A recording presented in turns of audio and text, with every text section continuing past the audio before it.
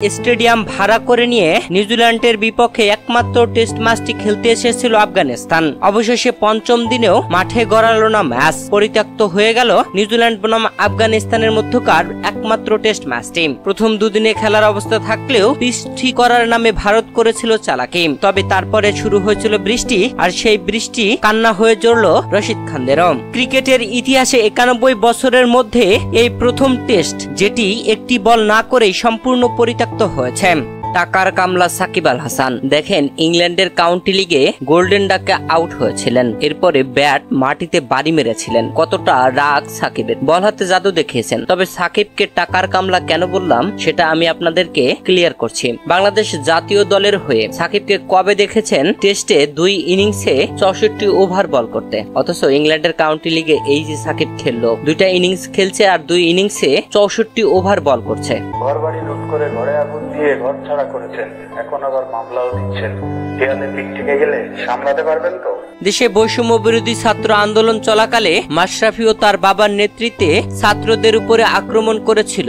তার ওই ভিত্তিতে মাশরাফি ও মাশরাফির বাবার নামে মামলা করা হয়েছে। আর এই কল রেকর্ডটি তুমুল ভাইরাল সামাজিক যোগাযোগ মাধ্যমে, যেখানে মাশরাফিকে বলতে শোনা গেছে, ঘর বাড়ি লুট করে ঘরে আগুন দিয়ে ঘর ছাড়া করেছেন, এখন আবার মামলাও দিচ্ছেন। দেয়ালে পিঠ থেকে গেলে সামলাতে পারবেন তো? বিসিবিতে সাংবাদিকদের সঙ্গে ঝগড়া, সেখানে ছিলেন মাহমুদুল্লাহ রিয়াদ। তবে মাহমুদুল্লাহ রিয়াদ নিজেকে সরিয়ে নেন সেখান থেকে। পাকিস্তানের বিপক্ষে ঐতিহাসিক সিরিজ জয় বাংলাদেশের, সেই ট্রফি সহকারে ক্রিকেটারদের সঙ্গে দেখা করলেন বাংলাদেশের অন্তর্বর্তীকালীন সরকারের প্রধান উপদেষ্টা ডক্টর মোহাম্মদ ইউনূস। সেখানকার একটি ছবি পোস্ট করে শরীফুল ইসলাম লিখেছেন, মাননীয় উপদেষ্টা সত্যিকারের একজন খেলাপ্রেমী মানুষ, ইনশাআল্লাহ দেশের পাশাপাশি ক্রিকেটকে অনেক দূর নিয়ে যাবেন। স্ত্রী সন্তানদের নিয়ে শপিং করতে গেছেন লিওনেল মেসি, আর সেই শপিং মলে 110 বছর বয়সী এক বৃদ্ধ মহিলা লিওনেল মেসির সাথে ছবি উঠতে চান। লিওনেল মেসি সেই বৃদ্ধ মহিলাটির স্বপ্ন পূরণ করে দেন। এ যেন দায়িত্ব পাওয়ার আগেই দায়িত্ব পালন করলেন তামিম ইকবাল। দর্শক, পাকিস্তান সিরিজ জয় বাংলাদেশের ঐতিহাসিক এক সিরিজ জয়, যা বাংলাদেশের ক্রিকেট ইতিহাসের সবচেয়ে বড় অর্জন। আর এই অর্জনকে সম্মান জানিয়েছেন বাংলাদেশের অন্তর্বর্তীকালীন সরকারের প্রধান উপদেষ্টা ডক্টর মোহাম্মদ ইউনূস। তিনি ক্রিকেটারদের সাথে দেখা করেছেন। ক্রিকেটার ও প্রধান উপদেষ্টার সাক্ষাৎকালে তামিম ইকবালকে দেখা গেছে সেখানে। আর জানা গেছে তামিম ইকবাল বাংলাদেশ ক্রিকেট বোর্ডের নতুন পরিচালক হবেন। আগে ছিলেন সুজন, তবে সুজন পদত্যাগ করায় সেই পদ এখন খালি, আর সেই পদেই তামিম হতে যাচ্ছেন বাংলাদেশ ক্রিকেট বোর্ডের নতুন পরিচালক।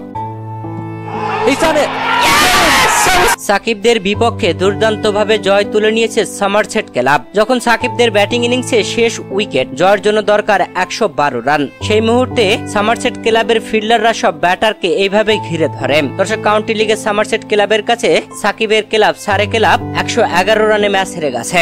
এবারের বিপিএল এর সবচেয়ে বড় চমক দেখালো ওরিয়ন গ্রুপ, যেখানে কুমিল্লা ভিক্টোরিয়ান্সের মালকিন নাফিজা কামাল দেশ ছেড়েছেন। শঙ্কা জেগেছিল এবারের বিপিএল এ কুমিল্লা ভিক্টোরিয়ান্স অংশগ্রহণ করবে না, তবে সবচেয়ে সফল ফ্রাঞ্চাইজি কুমিল্লা ভিক্টোরিয়ান্সের মালিক পক্ষ হওয়ার আগ্রহ জানিয়েছে ওরিয়ন গ্রুপ। পাকিস্তানকে বাংলা অশ করে সিরিজ জিতেছে টাইগাররা। এবার টাইগারদের সাথে দেখা করলেন বাংলাদেশের অন্তর্বর্তীকালীন সরকারের প্রধান উপদেষ্টা ডক্টর মোহাম্মদ ইউনূস। আর ডক্টর মোহাম্মদ ইউনূস এ সময় বড় স্ক্রিনে দেখছিলেন মুশফিকুর রহিমের সেঞ্চুরি করার সেই মুহূর্তটি, আর মুশফিকুর রহিম তখন মুচকি মুচকি হাসছিলেন।